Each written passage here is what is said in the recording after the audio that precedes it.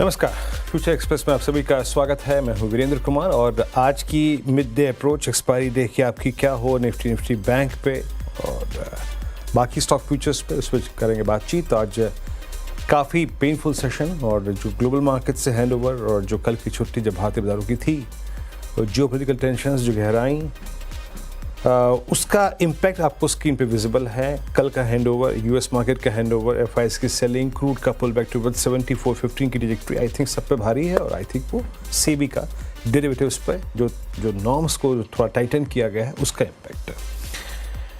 एक बार स्क्रीन पे आप निफ्टी लेके आइए, निफ्टी बैंक लेके आइए। देखिए आज काफ़ी शार्प कट्स हमको मिल रहे थे। अभी आपके स्क्रीन पे निफ्टी एक सब्सटेंशियल लॉसेस के साथ ट्रेड कर रहा है, लगभग 400 अंकों का नुकसान है और 250 अंक लगभग गिफ्ट नीचे था। और सुबह जो मैंने पॉइंट मेंशन किया था हर्षदा और जब आशीष और मैं डिस्कस कर रहे थे कि अमूमन जब सीरीज़ का दूसरा बेस टूटता है, देखिए जो मैक्सिमम वर्स्ट लेवल सोच के आए थे ना, प्लीज़ बेस लेके आइएगा, बेस स्क्रीन पे लेके आएंगे प्लीज़। वो थे हम 20 डे में और मोर और लेस 25,545 की ट्रैजेक्टरी सोच के आए थे। पर मैंने एक बात कही थी, याद रखिएगा, कि जब आप सेकेंड बेस सीरीज़ का तोड़ते हैं तो अमूमन उस बेस के टूटने के बाद एक हैवी इंटरडे रिट्रेसमेंट आता है और 25,500 के टूटने के बाद आप समझ लीजिए अब हम 390 पे आ चुके हैं और मैं जो उस टाइम लेवल दे रहा था वो था करीब 25,231 का और अब हम 389 पर डे लो की ट्रैजेक्टरी में आके ट्रेड कर रहे हैं। पेन है और क्योंकि निफ्टी आईटी भी सिंक हो गया 41,678 पे डे लो की ट्रैजेक्टरी में 755 अंक नीचे। स्पेशली 11 बजे के बाद से जो निफ्टी आईटी का लिक्विडेशन है वो निफ्टी पे भारी है, क्योंकि अगर आप निफ्टी को देखें, निफ्टी बैंक को देखें तो निफ्टी बैंक अभी भी मॉर्निंग लोज के आसपास ट्रेड कर रहा है 52,185 के आसपास। बट इस दौरान निफ्टी ज़्यादा सिंक हुआ है कंसिडरिंग निफ्टी बैंक, ये Nifty IT.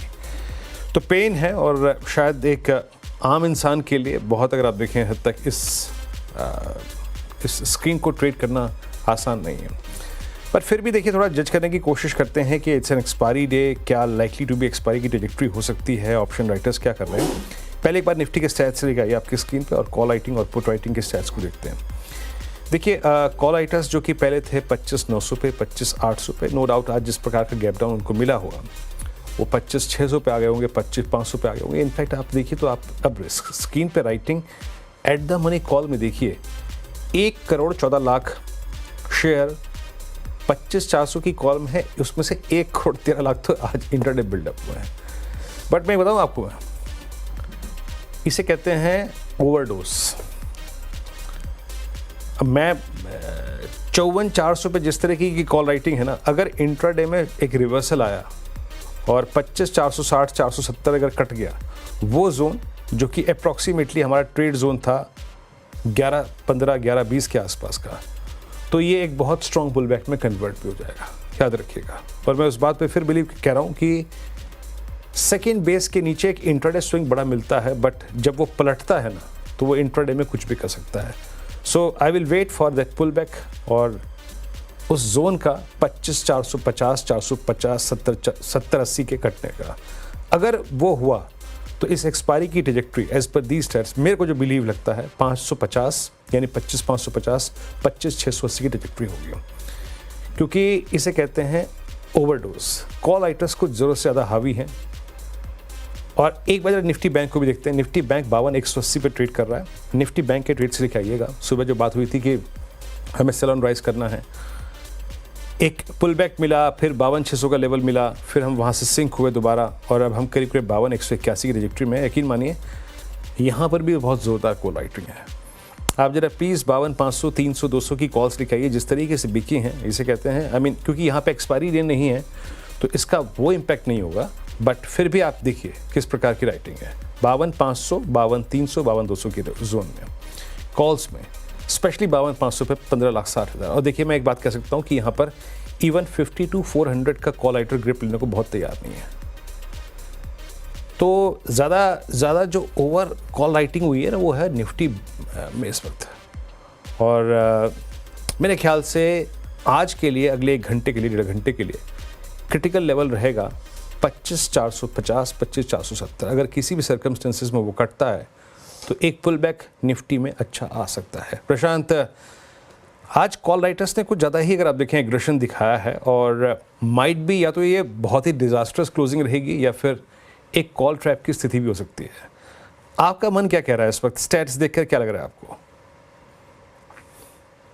Ji Veeru ji, good afternoon सभी दर्शकों को नमस्कार। तो बिल्कुल जो सेलिंग हुई है वो स्ट्रॉन्ग वॉल्यूम्स के साथ हुई है और स्ट्रॉन्ग स्ट्रॉन्ग हैंड सेलिंग जिसे कहते हैं उस तरह की सेलिंग है। जो पुल बैक पे आया था उसके बाद जिस तरह से जो आपने बिल्कुल अभी कहा, जो इंट्राडे लोस टूटे वो बहुत स्ट्रांगली टूटे और वो डिफेंड नहीं हो पाए। तो मुझे लग रहा है कि अभी फिलहाल जब तक हम 25,500 स्पॉट ये क्रॉस नहीं करते, इसके ऊपर क्लोज नहीं होते, मुझे लग रहा है लॉन्ग्स इंडेक्स में अवॉइड करने होंगे। वो जोन एक बार कैप्चर हो, उसके ऊपर क्लोज हो, तो डेफिनेटली अच्छे मूव के लिए हम वापस एक बार नजरिया बदल सकते हैं। फिलहाल मेरा अप्रोच कॉशियस होगा, लॉन्ग साइड को अवॉइड करूंगा। शॉर्टिंग इसलिए नहीं रेकमेंड कर रहा हूँ इस लेवल पे क्योंकि हम बिल्कुल एक सपोर्ट के नजदीक है, तो यहाँ पे शॉर्ट करना रिस्क रिवॉर्ड के लिए जस्टिफाइबल नहीं होगा। और जो आपने कहा करीबन 25,460 475 ये जोन अगर आफ्टरनून में क्रॉस हो तो डेफिनेटली शॉर्ट कवरिंग आ सकती है। बट क्योंकि क्लैरिटी नहीं है तो मुझे नहीं लग रहा है यहाँ पे कोई ट्रेड करना होगा। कुछ कुछ वक्त मार्केट ऐसा होता है कि आप अगर ट्रेड ना करें और वो पैसे बचाए तो आपको उसके बाद अपॉर्चुनिटीज अच्छी मिलती है, वहां पार्टिसिपेट किया जा सकता है। सिमिलरली निफ्टी बैंक को भी देखें तो 52,000 के एक अहम सपोर्ट के नजदीक आया है और ऑलमोस्ट जो एक रैली आई थी उसके करीबन हम 50% रिट्रेसमेंट पे आए। तो जिस तरह से तेज रैली थी उसी तरह 4 दिनों में हम 50% लेवल पे भी आ चुके हैं, तो बहुत वोलाटाइल स्विंग्स हुए हैं। तो मेरे हिसाब से यहाँ पे अहम सपोर्ट होगा 52,000 से लेके 51,800 ऑन स्पॉट क्लोजिंग बेसिस। अगर ये इंटैक्ट रहे, वहां से कोई बाउंस आए तब हम नजरिया बदल सकते हैं। फिलहाल दोनों ही इंडाइसेस पे मेरा नो ट्रेड जोन का की मेरी सलाह होगी। और ऑप्शंस तो स्पेशली मुझे नहीं लग रहा है कोई क्लियर डायरेक्शन बता रहा है, कॉल राइटिंग भी बहुत हेवी है। तो फिलहाल इस एक्सपायरी पे मैं इंडेक्स स्पेसिफिक कोई ट्रेड रेकमेंड नहीं करना चाहूंगा।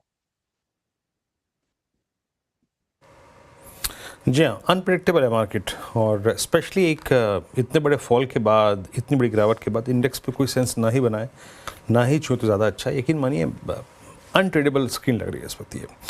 प्रशांत, ऐसे में अब थॉट्स थोड़े से आपके मैं जानना चाहूँगा कि स्टॉक फ्यूचर्स पे क्या है, ट्रेड के लिए आपने स्टॉक्स कौन कौन से पिक किए हैं इस वक्त? तो वीरू जी, यहाँ पे जो सबसे बड़ी दिक्कत आ रही है, अगर आपने भी देखा होता तो काफी गैप डाउन है। और इनफैक्ट जो गैप डाउन है वो आप शॉर्ट नहीं कर पाओगे क्योंकि वहां रिस्क रिवॉर्ड जस्टिफाइड नहीं है। तो मैंने कुछ ऐसे स्टॉक चुने जहां रिस्क कम हो। तो मेरा जो फर्स्ट पिक होगा वो लॉन्ग साइड पे अशोक लेलैंड है। यहाँ पे अगर हम देखें तो एक अच्छे सपोर्ट पे आया है और मैं यहाँ पे स्टॉप लॉस करीबन 228 स्पॉट के नीचे रखना चाहूंगा। मेरा टारगेट होगा 242 से लेके 244, ये मेरा फर्स्ट पिक होगा। नेक्स्ट पिक अगर हम डीएलएफ की तरफ देंगे तो जिस तरह की मूव आ रही थी एक दो दिन पहले वो फिजल आउट हो चुकी है और यहाँ पे मुझे लग रहा है कि सेलिंग आ सकती है। हालांकि हम एक गैप के करीब पे थोड़ा प्रीएम करूंगा। हम 880 का अहम लेवल जो है वो ब्रेक कर चुके हैं, तो यहाँ आप एक शॉर्ट अटेम्प्ट कर सकते हो। आपको यहाँ पे स्टॉप लॉस रखना होगा आज के हाई के ऊपर।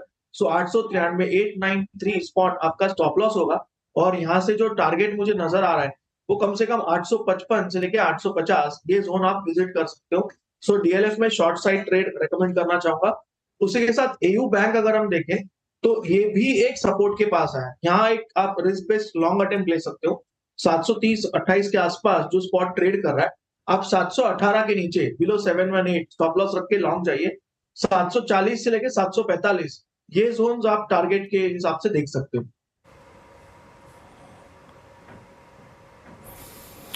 ओके, ये स्मॉल फाइनेंस बैंक पे आपने एक व्यू जाहिर किया और जैसे कि प्रशांत खुद ही कह रहे हैं कि देखिए बहुत इस वक्त ट्रेड्स पे कैपिटलाइज करना मुश्किल है, अनप्रेडिक्टेड सा मार्केट है और एक ही दिशा में हम इंट्राडे में इतना झूल चुके हैं कि पुल बैक से डर भी लग रहा है, लेकिन ये सेलिंग आ रही है बहुत स्ट्रॉन्ग वॉल्यूम्स के साथ, तो शायद इसको आई थिंक ये तर्कसंगत नहीं है, ये कहना भी सही नहीं होगा।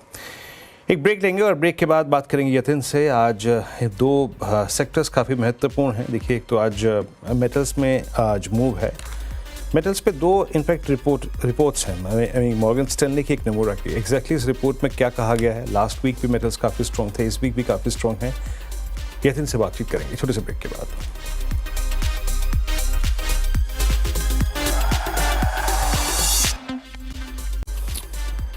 ब्रेक के बाद कार्यक्रम में आप सभी का फिर से स्वागत है और निफ्टी बैंक आपकी स्क्रीन पे। कुछ और स्टॉक फ्यूचर्स को यहाँ पे थोड़ा सा रीड करने की कोशिश करते हैं। प्लीज़ एक बार जरा निफ्टी की कंट्रीब्यूटर्स की लिस्ट लेके आइए और जरा वहाँ पे रुझान देखते हैं। देखिए, सुबह से रिलायंस का या फिर HDFC बैंक का या फिर LNT का बैकफुट पे होना ये खल रहा है। आई मीन 4 ऐसे ड्रैगर्स हैं कि पूछिए मत। बट प्रशांत, मेटल्स में बहुत अच्छा खासा मूव है। ONGC में कंसिडरिंग कूड एक मूव आया है, टाटा स्टील, सन फार्मा में मूव है, केमिकल की बास्केट, डायग्नोस्टिक स्पेस की बास्केट ये भी काफ़ी स्ट्रॉन्ग है। अदर देन आई थिंक ये 3 स्टॉक्स जो आपने जो मार्क किए हैं, ये डायग्नोस्टिक स्पेस पे आपका व्यू क्या है इस वक्त प्रशांत? मेट्रोपोलिस, डॉक्टर लाल पैथलैब दोनों ने काफ़ी स्ट्रॉन्ग मूव दिया।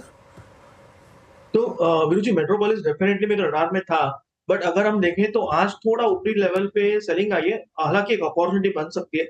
अभी हम 2234 के आसपास है। 2200 के जितना नजदीक मिले, थोड़ा और कूल डाउन हो जाए तो एक अच्छा रिस्क रिवॉर्ड बनेगा। मेरे हिसाब से 2200 के नजदीक इसको बाय करना चाहिए।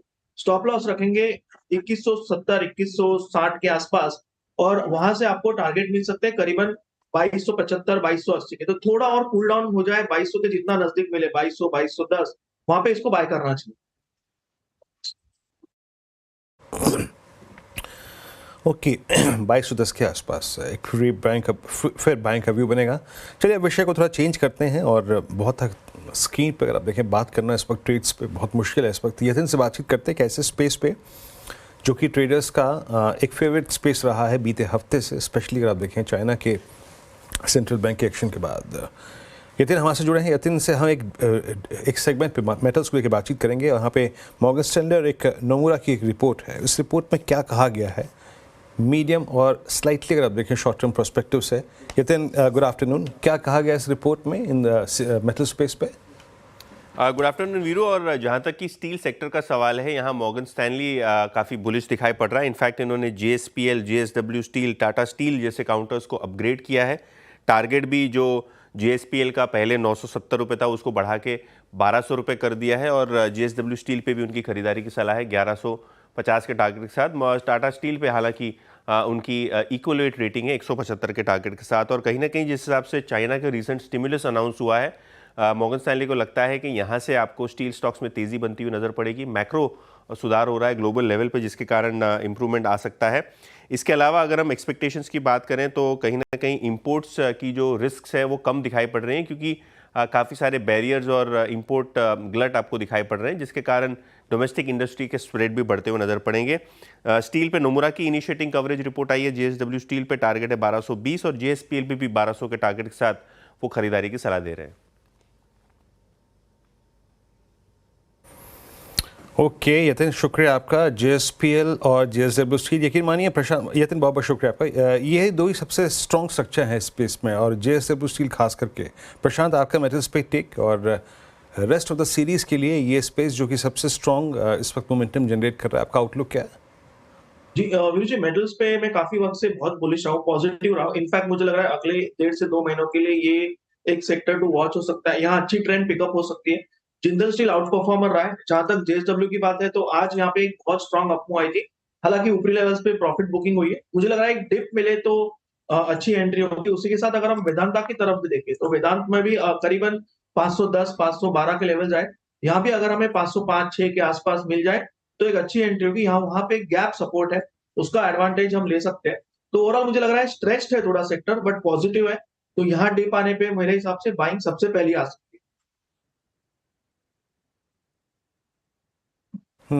चलिए यतिन, बहुत बहुत शुक्रिया आपका। मेटल्स पे बातचीत हुई है। निफ्टी आपकी स्क्रीन पे आएगा। निफ्टी बैंक की ट्रेजेक्ट्री, निफ्टी करीब 387 यानी डे लो पर, बैंक निफ्टी 52,171 यानी डे लो पर।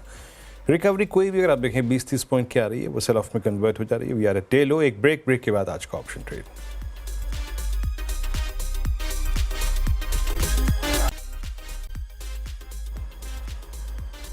ब्रेक के बाद कार्यक्रम में आप सभी का फिर से स्वागत है। एक टिक बाय टिक चार्ट लेकर आइएगा निफ्टी का, निफ्टी बैंक का। अभी आई थिंक इस कार्यक्रम में शिरकत करते ही साथ निफ्टी ने जो लो क्रिएट किया 25,385 का, वो एक और fresh intraday low, and same is the case with Nifty bank 52,150 का एक इंट्राडे फ्रेश लो क्रिएट किया।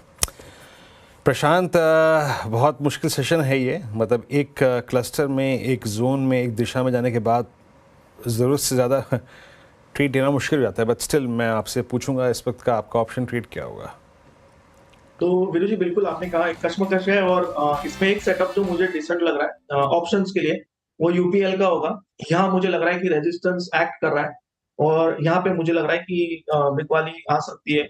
इसकी जो 610 स्ट्राइक प्राइस की पुट ऑप्शन है करीबन 15 साढ़े 15 के आसपास चल के इसको थोड़ा कुछ वक्त में मेरे हिसाब से ये 14 के आसपास मिल जाएगी, रिस्क रिवॉर्ड के हिसाब से बेहतर होगा, वहां इसको बाय करना चाहिए।